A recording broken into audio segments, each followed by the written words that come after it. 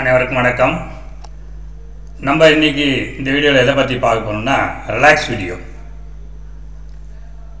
அதாவது சிரிப்போம் சிந்திப்போம். சிரிப்பு, ஜோக்ஸ், நகைச்சுவை, காமெடி அப்படிங்கிறது நம்ம மனிதனுக்கு இறைவன் கொடுத்த வரங்க. நல்லா சிரிச்சோம்னா நம்மள்கிட்ட இருக்கிற மன அழுத்தம் குறையும். இந்த சிரிப்புங்கிறது நம்மளுடைய கோபத்தை கட்டுப்படுத்தும். நம்ம கவலையை மறக்க செய்யும். அந்த சிரிப்பு உணர்வு, நகைச்சுவை உணர்வு நம்மள்கிட்ட இருந்துச்சுன்னா வாழ்வில் உற்சாகம் கிடைக்கும். நம்ம என்னைக்கு இளமையா இருக்கிற மாதிரி நம்மளுக்கு ஒரு நம்பிக்கை கொடுக்கும். நல்லா வாய் விட்டு சிரிச்சோம்னா நோயில்லாத வாழ்க்கை நம்ம வாழ முடியும். ஆதலால் பிறரை சிரிக்க வைப்போம், நாமும் மகிழ்வோம். மனிதனுக்கு அழகு சிரிப்பு. தங்கத்தால் அணியும் பொன் நகையை விட முகத்தில் தவழும் புன் நகையே நமக்கு பேரழகு. வாங்க இந்த வீடியோவில் சில ஜோக்ஸு, சில சிந்தனை துளிகள், சில கவிதைகள் அது மாதிரி பார்க்கலாம். இது ரிலாக்ஸ் வீடியோவில் 10வது வீடியோ. மொத்தம் 10 வீடியோ, 9 வீடியோ போட்டிருக்கோம். இது 10வது வீடியோ. வாங்க எடுத்தோடனே ஒரு ஜோக்ஸ் பார்க்கலாங்களா? ஒரு பேங்க்கில் கஸ்டமர் கேட்குறாரு, அக்கௌண்ட் வச்சுருக்கிறவர் மேனேஜர்கிட்ட, சார் உங்கள் பேங்க்கில் நகை கடன் தருவீங்களா? உங்கள் பேங்கில் நகை கடன் தருவீங்களா? பேங்க் மேனேஜர் தருவோமே அப்படிங்கிறார். அது கஸ்டமர் வந்தவர் கேட்குறாரு, அப்படின்னா ஒரு 10 பவுன் சங்கிலியும் ஒரு காசு மாலையும் தாங்க, என் பொண்டாட்டி கல்யாண விசேஷத்துக்கு வெளியூர் போகிறா, போயிட்டு வந்தவுடன் நகையை திருப்பி கொடுத்துட்றேன் அப்படிங்கிறாரு. பேங்க் மேனேஜரை பார்த்து அசந்து போகிறார். என்னடா இவர் இப்படி இருக்கிறாரு? வந்தவர் கஸ்டமர் என்ன நினச்சிக்கிட்டாருன்னா, பேங்கில் நகையெல்லாம் கடனாக தருவாங்கன்னு நினச்சிக்கிட்டார். நகை கடன்னா அப்படின்னு நினச்சிக்கிட்டார். புரியுதுங்களா? நகை கடன்னா நகையை கடனாக தருவாங்க, நம்ம வேணும் விருப்ப வாங்கி நம்ம யூஸ் பண்ணிட்டு திருப்பி கொடுத்துடலாம் அப்படின்னு தப்பாக புரிஞ்சுக்கிட்டார். வேற ஒன்றும் இல்லை. இது ஒரு ஜோக்கு. காதலின் வலி. அந்த காதலினுடைய வலியை பாருங்க. நீ என்னை ஏமாற்றியது உனக்கு சாதாரணம். காதலன் சொல்றான், நீ என்னை ஏமாற்றியது உனக்கு சாதாரணம், என் நெஞ்சிலோ அது சதாரணம்.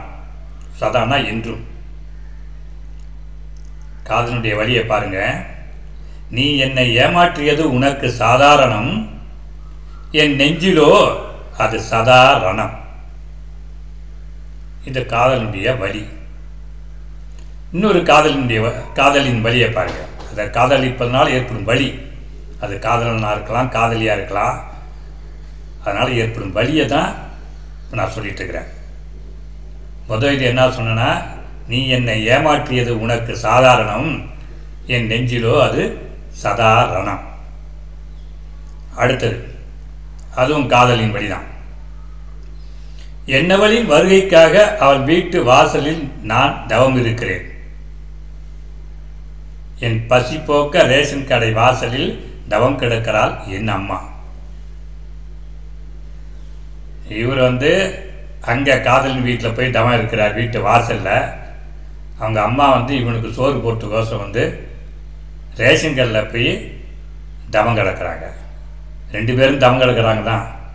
இவங்க எதுக்கு தவம் இருக்கிறாங்க, அவன் எதுக்கு தவம் இருக்கிறான்னு பாருங்க. அந்த வழியோடு தான் அவன் பேசுகிறான்.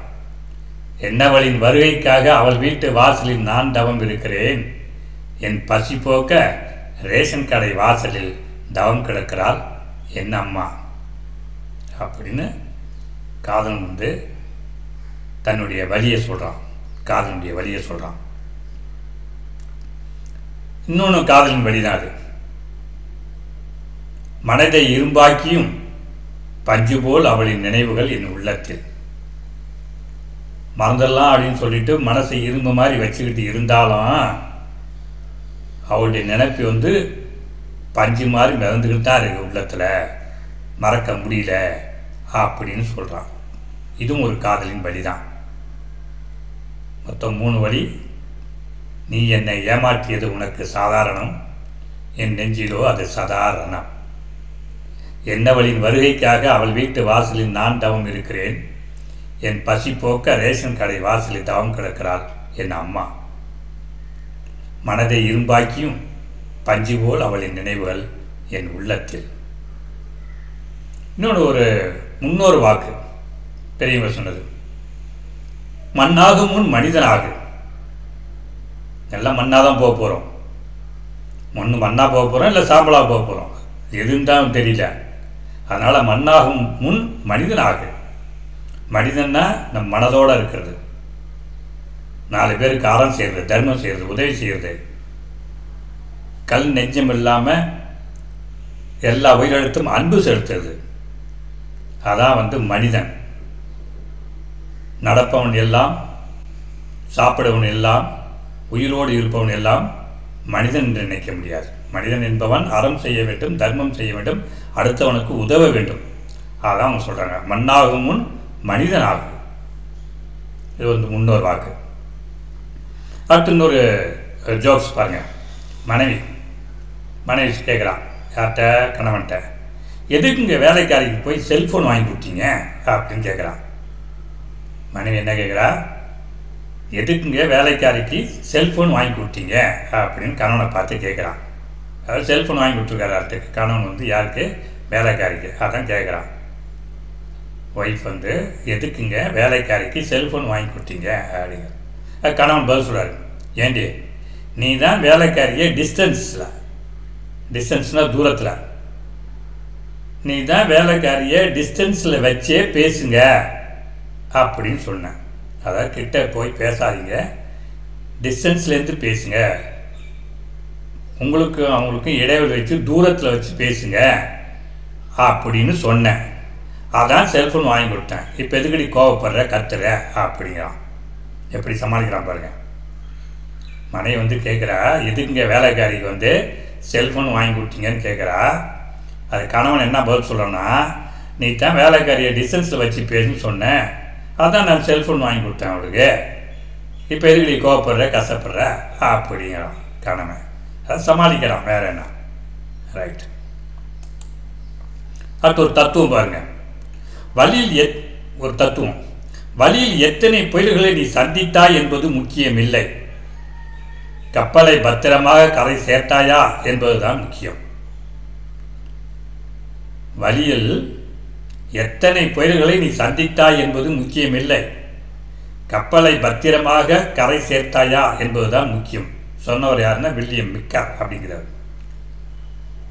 கப்பலோ ஒரு படகோ கடலில் போயிட்டுருக்கு, புயல் அடிக்குது, எத்தனையோ புயல் வருது, அதெல்லாம் மீறி அந்த கப்பலையும் அந்த படகையும் கரையில் கொண்டு வந்து சேர்க்கணும். சேர்க்காமல் கதையாக சொல்லிட்டு இருக்க முடியாது. எனக்கு இவ்வளோ புயல் வந்துச்சு, இப்படி அடிச்சிச்சு, அப்படி அடிச்சு, கப்பலை தலைகளாக கவுகப்பாச்சுன்னு சொன்னால் அது பிரயோஜனம் கிடையாது. கப்பலை கரையில் சேர்த்தாமா இல்லையா, அதுதான் முக்கியம். இது அப்படியே நம்ம வாழ்க்கையை பொருத்தி பார்க்கலாம். நம்மளுக்கு எவ்வளோ கஷ்டம் வந்துச்சு, துன்பம் வந்துச்சு, அதை நம்ம சொல்லிகிட்டே இருக்கக்கூடாது. பத்திரமா வாழ்க்கையை நல்லபடியாக முடித்தோமா, எல்லாத்தையும் கரை சேர்த்தோமா, குடும்பத்தை நல்லபடியாக ரன் பண்ணோமா, வாழ்க்கையில் வெற்றி பெற்றோமா, அதுதான் முக்கியமாக ஒழிய எனக்கு அது நடந்துச்சு, இது நடந்துச்சு, அவங்க சரியில்லை, இவங்க சரியில்லை, பொண்டாட்டி சரியில்லை, புருஷன் சரியில்லை, அப்பா அம்மா சரியில்லை, அண்ணன் தம்பி சரியில்லை, வர்ற ஃப்ரெண்ட்ஸ்லாம் அப்படி அமையலை அப்படின்னு குறை சொல்லிட்டு இருக்க முடியாது. அது நல்ல பழக்கம் கிடையாது. வெற்றி பெற்றோமா இல்லையா, அதுதான் கேள்வி. மற்ற இடையில சந்தித்த அந்த பிரச்சனை நம்ம சொல்லிக்கிட்டு, வியாக்கியானம் சொல்லிக்கிட்டு, காரணம் சொல்லிக்கிட்டு அது இருக்கிறது நல்லது கிடையாது. அதுதான் அது விளக்குது அந்த தத்துவம். வழியில் எத்தனை புயல்களை நீ சந்தித்தாய் என்பது முக்கியமில்லை, கப்பலை பத்திரமாக கரை சேர்த்தாயா என்பதுதான் முக்கியம். நல்லபடியாக குடும்பத்தை நடத்தி கொண்டு போய் எல்லா பிள்ளைங்களையும் படிக்க வச்சு கல்யாணம் கட்டி கொடுத்து பேரம்பேத்திங்களை எடுத்தோமா, அதுதான் கப்பலை பத்திரமா கரை சேர்த்த மாதிரி, குடும்பத்தை பத்திரமா கரை சேர்த்த மாதிரி அர்த்தம் முடிய ஏதாவது காரணம் சொல்லிக்கிட்டு பிரிஞ்சு போயிட்டு அதுக்கு விளக்கம் சொல்லிக்கிட்டு எனக்கு தான் இந்த கஷ்டம் வந்துச்சு அப்படின்ட்டு கஷ்டத்தை எல்லாம் சொல்லிக்கிட்டு வர்றவங்களுக்கெல்லாம் புலம்பிடுந்தா அது வாழ்க்கையை ஒழுங்காக வாழ்ந்ததாக அர்த்தமாகாது. அந்த தத்துவம் அதான் சொல்லுது. இன்னொரு தத்துவம் பாருங்க, இதுதான் வாழ்க்கை. போதும் என நினைப்பவனுக்கு வளர்ச்சி இல்லை, போதும் என நினைக்காதவனுக்கு மகிழ்ச்சி இல்லை.